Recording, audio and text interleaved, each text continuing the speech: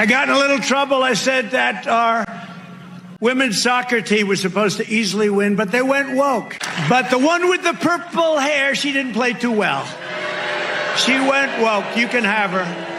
And they didn't do too well, unfortunately. We want them to do well, but they didn't. But it's true about woke. You just take a look. Everything goes bad. Rapinoe right foots it over the bar. Is there a memory that stands out to you right now in this moment?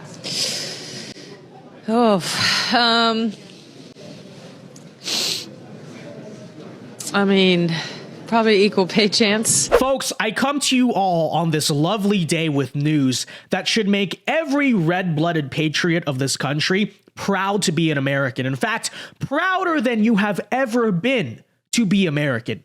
And I'm, of course, talking about the fact that U.S. women's soccer has lost, ladies and gentlemen. Let's go. Okay, I'm talking about the news that U.S. women's soccer has been eliminated from the Women's World Cup by the Swedish team.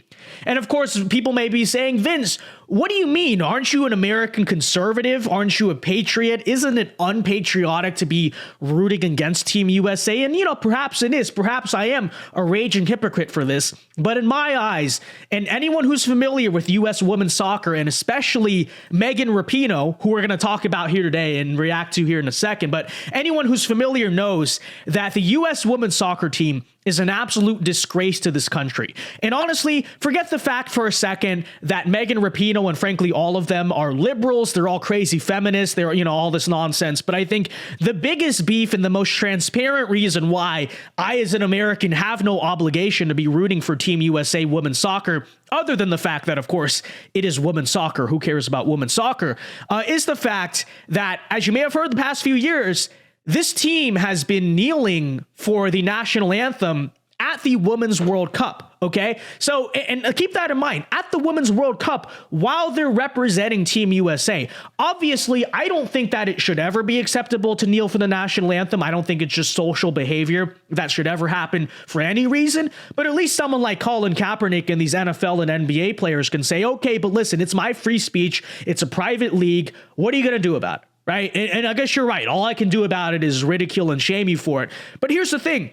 They have been kneeling for the national anthem in front of other countries. Okay, this is not like a domestic thing. In front of other countries while representing Team USA on the national stage. Okay, so it's not just a matter of there being annoying anti-American liberals and I disagree with them. This is a matter of they are disgracing and disrespecting and making a laughingstock out of the United States on the global stage in front of these other countries. Now, perhaps we deserve that as a country. I guess there's an argument to be made there, right? But that's why especially, okay, I am so opposed to these women. And frankly, I don't know why it's allowed. You know, when you're representing Team USA, forget your free speech. I don't know why it's allowed when you're on their payroll and you're wearing their uniform, which obviously is optional, right? It's contractual. Why Team USA allows people to kneel for the national anthem. It should be a part of the contract. It seems pretty simple. Hey, you're representing our country on the world stage. Stand for the national anthem. And you guys might remember this story a few years ago, but just to give you an idea, they're still doing it. Okay, even in 2023. Now, a lot of the NFL players and stuff, they don't even do this anymore. The women's soccer team this time around was even still doing it. Okay, so check out this article. It says, but when the U.S. women's soccer team lined up on the field prior to the start of their opening 2023 this year Women's World Cup match against Vietnam, the majority of the team stood during the national anthem. So apparently, it's now groundbreaking news for patriotism that the majority of Team USA has now stood for the national anthem, to which I say it should be all of them. What do you mean a majority? It should be every soccer player standing for the national anthem. The idea just 10 years ago that any player in any sports league would be kneeling for the national anthem would be unthinkable. And of course, now apparently we're celebrating the fact that, well, most of the players now are standing. They should all be standing. Okay. And the fact that they're not tells you a lot. But then keep this in mind. Although most of the players seem to remain silent because apparently it's a thing at these soccer games that the teams are all supposed to get together and sing the national anthem themselves. And just to give you an idea of that, they were playing against Vietnam here, and the entire opposing team appeared to passionately sing as Vietnam's national anthem, Song of a Marching Army, was played. The players seemed to sing in unison, and all 11 athletes held their right hands over their hearts. So there you go, getting mocked by other countries, the United States making a laughingstock out of itself on the world stage. So that's all to say that I feel no obligation, I feel no shame about actively rooting against the U.S. women's soccer team. I mean, because first of all, I think it's a national disgrace, the fact that we have a blue-haired feminist even representing us, but even, Vince, put aside the politics. Well, if they're not going to put aside their politics, if they're not going to just stand for the national anthem when they're representing our country on the world stage, why should I disregard their politics either and say, well, you guys are making a fool out of our country, but I guess I'll root for you because it's American. No, they're not. This is team anti-America, right? This is team not USA. I don't know what it is, team globalist American empire, but I'm not down for it. I'm not rooting for it. And we're going to react here to Megan Rapinoe in a second. And most of you guys are familiar with this character at this point. She used to have purple hair. Now she has blue hair. Total feminist, total annoying woke liberal. But just to give you an idea for people totally unfamiliar with her, because some of you younger folks may forget who this person is. Well, here's a rather recent headline of her. Again, this is the star player on the U.S. women's soccer team, basically talking about the issue of the trans former athletes, right? The men playing the women's sports. And she says she supports it and goes on to say, she added she would accept a trans on the U.S. women's soccer team, aka she would accept a male playing on the soccer team. So, but I'm supposed to care about women's soccer and root for these people, right? To which I say, I fully know that you would accept someone on your team who is a man. I think the question is, would she support someone on the other side of the field playing against her who's a man? So, that I don't think that's saying much. Okay, I think any women's athlete of any kind would say, yeah, I'd like a man to play on my team. Would you support other teams? Would you support Sweden having a man? I don't know. But just to give you an idea. Okay, here's who we're talking about. You wonder why I make such a laughing stock of these people. Well, there you go. All right. So anyways, we're going to react here to this clip in a second. But one last thing. I know this is a long opening. One last thing I want to bring up. The great irony of all of this is that Megan Rapinoe herself was the one who caused Team USA to lose. Okay, so check it out. So they were doing a penalty shootout today against Sweden, and here herself is Megan Rapinoe taking what was supposed to be the game-deciding penalty shot, and she misses. Okay, so the great sweet irony of it is herself, crazy blue-haired feminist, who cost Team USA here. Check it out. Right foots it over the bar. Look at that. What even was that? What even was that? Okay. Now, I'm not a soccer player. Okay. People, I get it. Whatever. But look at this. Didn't even make an attempt. Okay, folks. It went clean over. Okay. That's her trying to not be a crazy feminist. Okay. This is actually be a normal woman challenge. Okay. Be a nice person. Megan Rapinoe goes over, fails it totally. So, to add to the great, sweet, sweet irony of it, she is the reason, okay, folks, that Team USA lost today. Like I said, I have a hard time feeling bad. I think it's hilarious. Anyways, now we get to the point finally of this video, which is, here you go. After the loss at the World Cup today, Megan Rapinoe was asked about what her favorite memory of playing for U.S. soccer was, and her response was equal pay. Okay, let's take a listen in here. Here you go. Is there a memory that stands out to you right now in this moment? I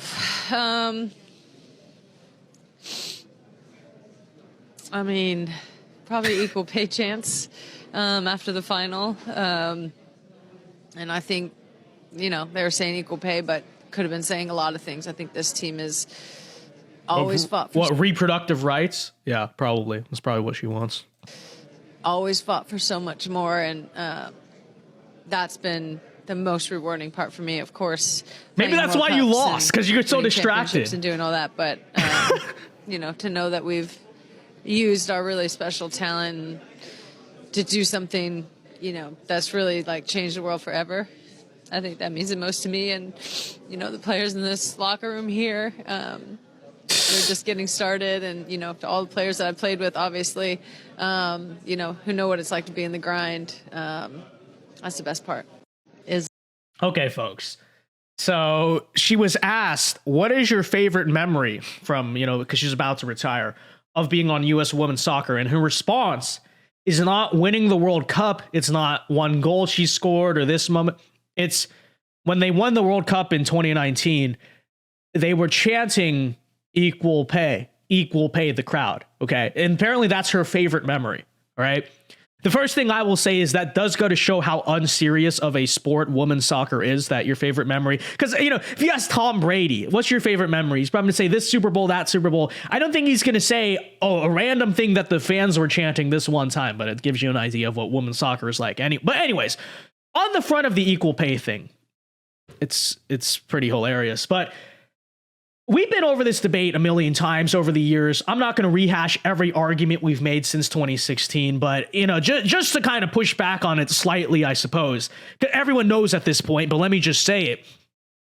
The reason why women's soccer players are not paid the same as men's soccer players is because, right, less people watch women's soccer. There is less of a demand for women's soccer. I mean, it's kind of basic common sense here. Nobody watches the Women's World Cup. Even when the Team USA was winning, no one was watching it. So you wonder why there's not equal pay. Where's the equal money? Where's the money even going to come from, right? They always make this argument. They make the argument, the WNBA should be paid the same amount as the NBA. Well, from what money? Have you seen how big the crowds are at a WNBA game? Look at the ratings. It's funny, too, because they try so hard to shove this women's sports stuff down our throat, right? Women's soccer, WNBA especially.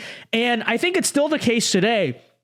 I don't know if you guys knew this, but the WNBA still needs to be subsidized by the NBA, right? The WNBA itself, no matter what, could not function as its own business, and it needs the NBA to subsidize it and bail it out. So I don't know why the NBA operates at a loss just to fund the WNBA. I'd have to imagine it's probably for ESG and diversity scores and all that stuff. I mean, I'd have to imagine that's the reason. But just to give you an idea, that is how unwatched and irrelevant women's sports are. And so, like I said, we're not bringing up anything new here, okay? Everyone understands this by this point.